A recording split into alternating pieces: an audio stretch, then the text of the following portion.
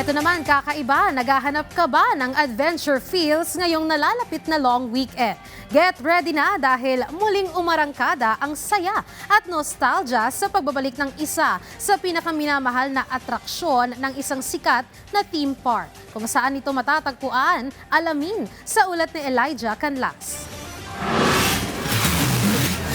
Muling nagliwanag ang kalangitan sa fireworks display sa muling pagbubukas ng isa sa pinakasikat na atraksyon dito sa Enchanted Kingdom, ang Wheel of Fate. Ngayong araw ang reopening ng naturang Ferris wheel matapos ang ilang buwang pagsasaayos.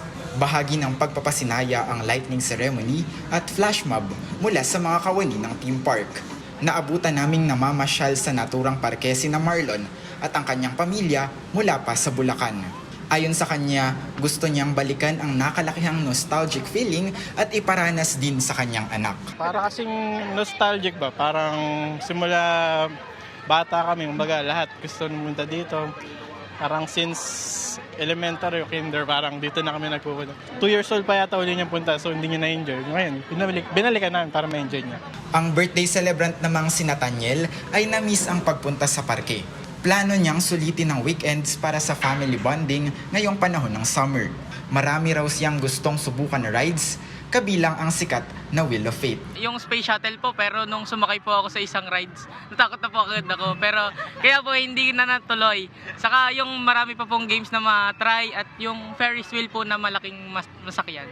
Matatanda ang sumailalim sa ilang buwang refurbishment at maintenance ang nasabing atraksyon noong huling bahagi ng 2025. Parte ito ng paghahanda para sa 30th anniversary ng Enchanted Kingdom.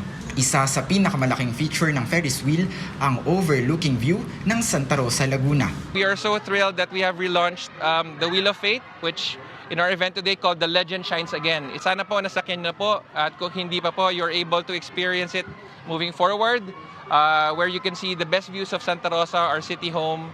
Mayroong kabuuang 32 rides and attractions ang theme park sa kasalukuyan.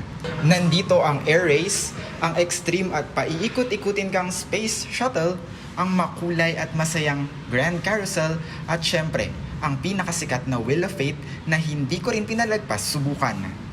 Muling nagbabalik ang legendaryong Wheel of Fate para sa mas modernong anyo at mas magandang karanasan para sa kasiyahan at seguridad ng mga bibisita.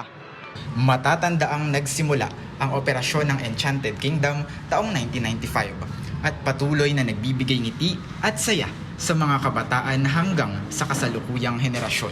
Elijah Canlas mula sa Pambansang TV sa Bagong Pilipinas.